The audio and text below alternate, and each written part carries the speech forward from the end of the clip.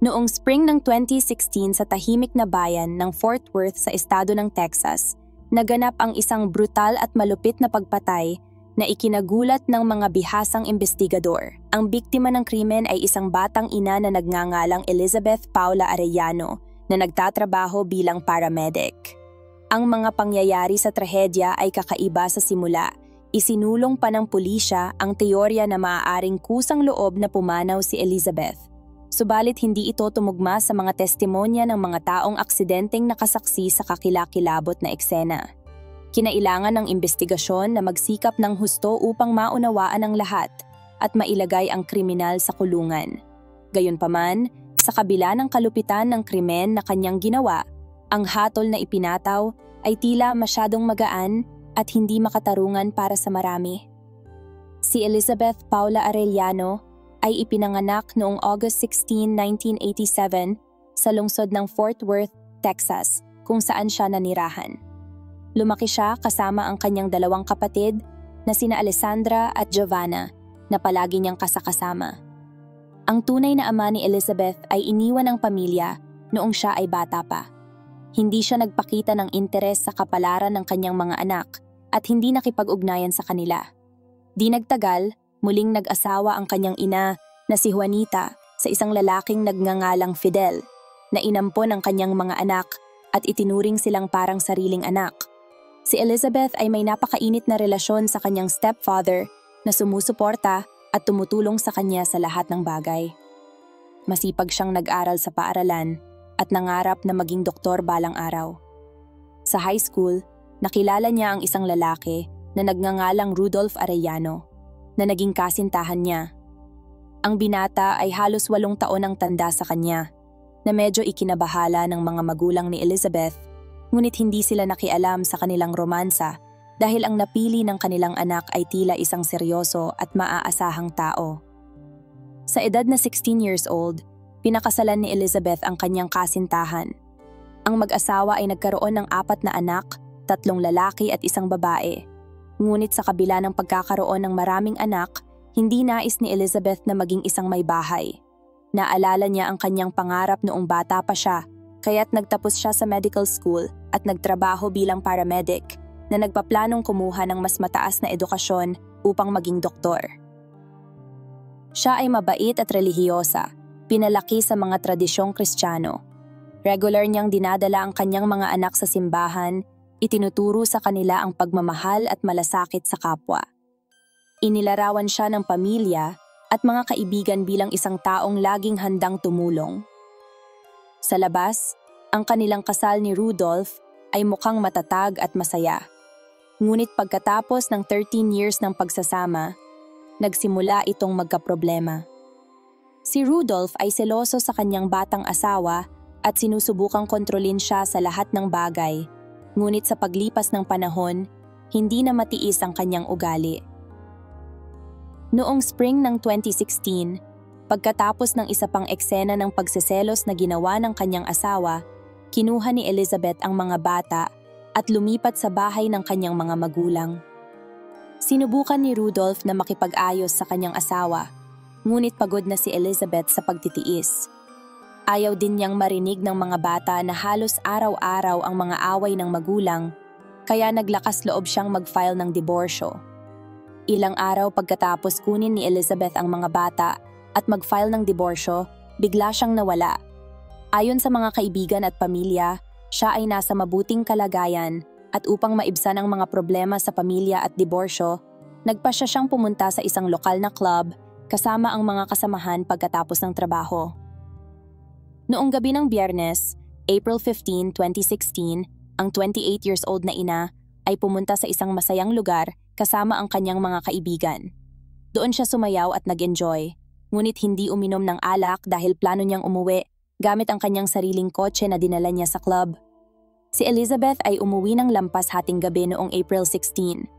Pagkaparada ng kotse, tinawagan niya ang kanyang kaibigan na kasama niya sa club at sinabi na nakarating na siya sa bahay at maayos siya. Pagkatapos ay ibinaba ni Elizabeth ang telepono, ngunit hindi na siya pumasok sa bahay.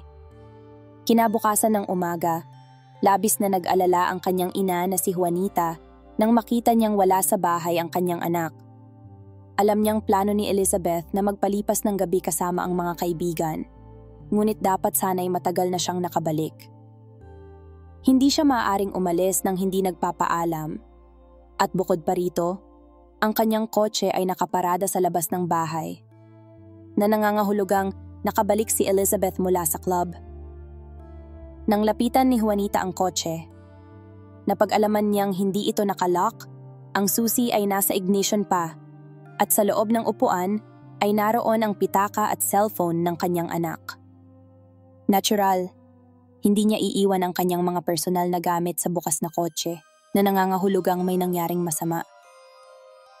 Agad na tumawag ang ina sa pulisya upang i-report ang pagkawala ng isang tao.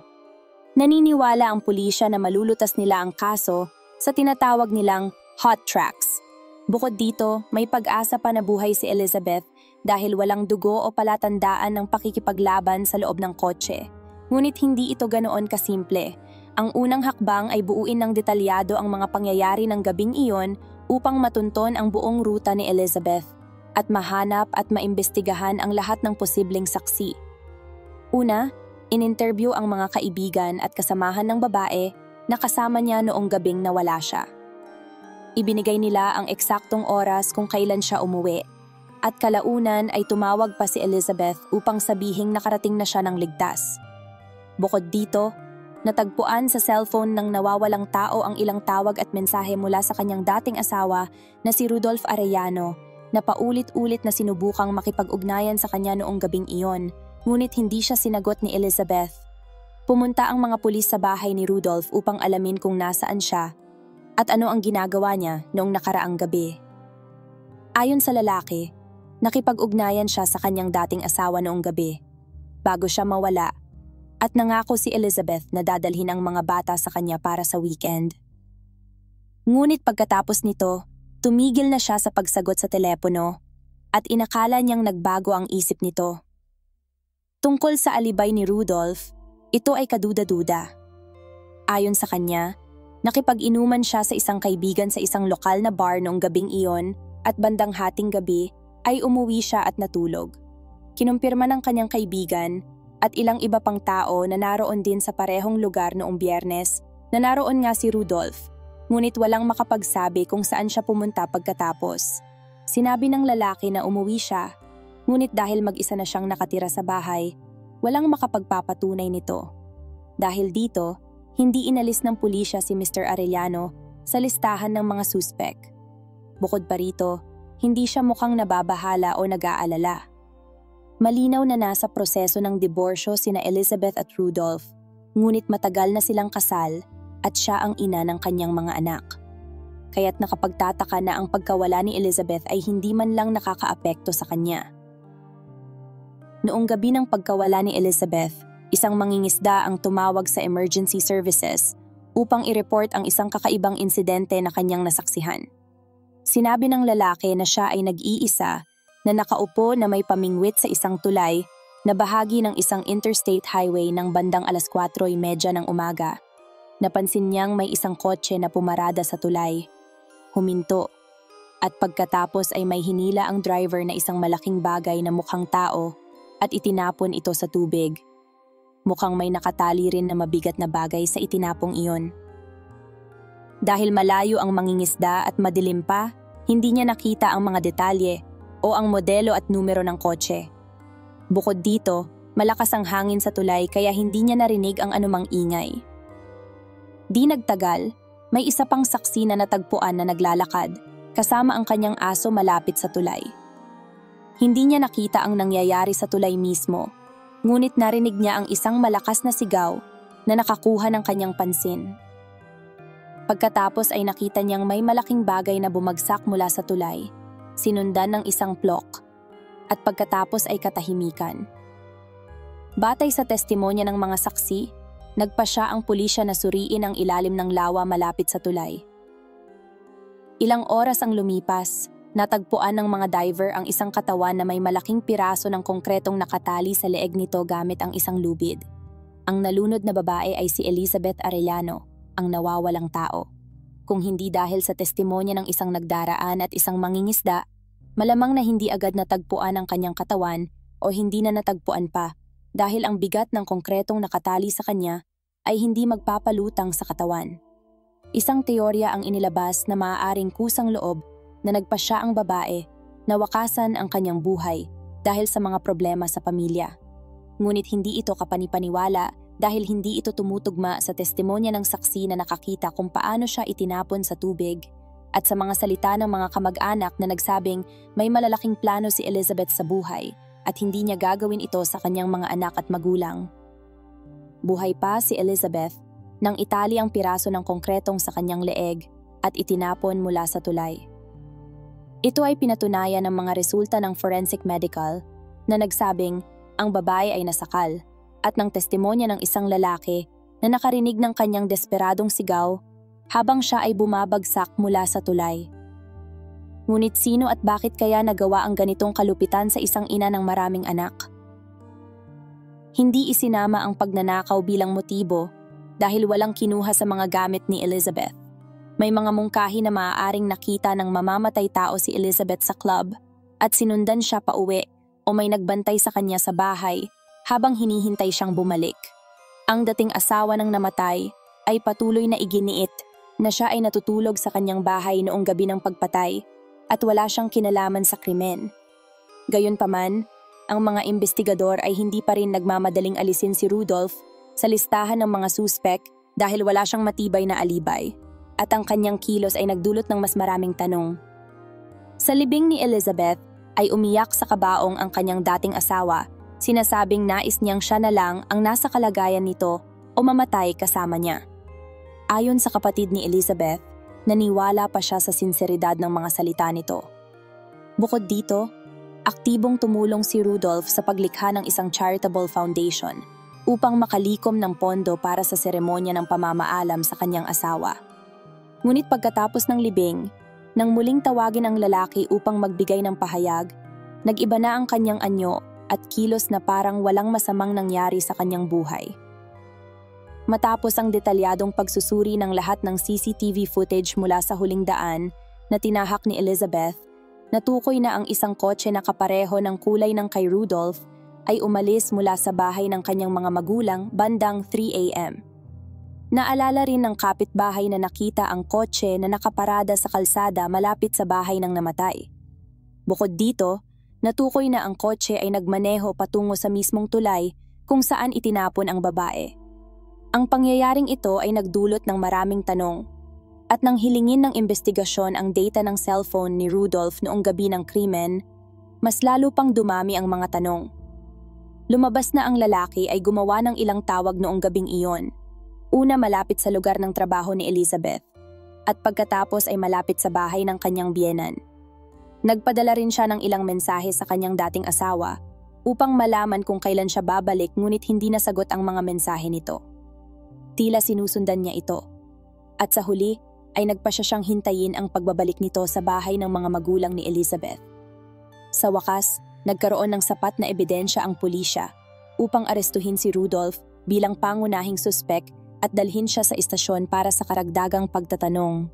Isa sa mga pangunahing saksi sa kaso ay ang panganay na anak nina Elizabeth at Rudolph. Nang ipakita sa bata ang lubid na tinanggal mula sa leeg ng kanyang ina, sinabi ng anak na nakita na niya ito dati sa likod bahay ng kanyang ama at naalala ito ng mabuti dahil nilaro niya ito. Bukod pa rito, nakilala rin ng bata ang isang piraso ng konkretong nakahiga sa kanilang hardin bago pa man palitan ng bakod. Ang maliliit na piraso ng konkretong ito ay natagpuan din sa trunk ng kotse ni Rudolph. Natuklasan ng investigasyon na hinintay ng lalaki ang kanyang dating asawa sa bahay ng mga magulang nito at dinukot siya bago pa man siya makapasok sa bahay. Pinilit niya itong sumakay sa kanyang kotse kung saan nakahanda na ang lubid at konkreto sa trunk. Pagkatapos, nagmaneho siya patungo sa tulay para isagawa ang krimen, umaasang walang makakapansin. Si Rudolph Arellano ay inaresto 10 araw matapos matagpuan ang katawan ng kanyang dating asawa sa lawa. Sa kabila ng malaking ebidensya at testimonya ng mga saksi na nagpapatunay ng kanyang kasalanan, patuloy na itinanggi ni Rudolph ang anumang kaugnayan sa krimen at iginiit na siya ay nasa bahay noong gabing iyon. Dahil sa kalupitan ng kanyang mga aksyon, nahaharap si Rudolph sa pinakamabigat na parusa, ang kamatayan. Sa payo ng kanyang abogado, nagpasya siyang umamin sa lahat at makipagtulungan sa investigasyon upang mapagaan ang sentensya. Noong January 2019 lamang umamin si Arellano sa korte at detalyadong ikinuwento kung paano niya kinidnap at pinatay ang kanyang dating asawa at ina ng kanilang 4 na anak. Si Juanita, na nasa courtroom at nakikinig sa kanyang kwento, ay nawalan ng malay. Sina Alessandra at Giovanna naman ay tinawag na halimaw ang pumatay sa kanilang kapatid. Bagaman inamin ni Rudolph ang kanyang kasalanan, wala siyang ipinakitang pagsisisi o konsensya. Nagsalita siya ng walang emosyon tungkol sa pagpatay, hindi humingi ng tawad, at hindi ipinaliwanag ang motibo sa kanyang kakilakilabot na ginawa. Hinatulan ng korte ang mamamatay tao ng habambuhay na pagkakakulong na walang parol. Bagaman itinuturing ng pamilya ni Elizabeth na medyo magaan ang ganitong sentensya, sinabi nilang pinapatawad nila si Rudolph dahil ayaw nilang habang buhay silang may galit sa puso.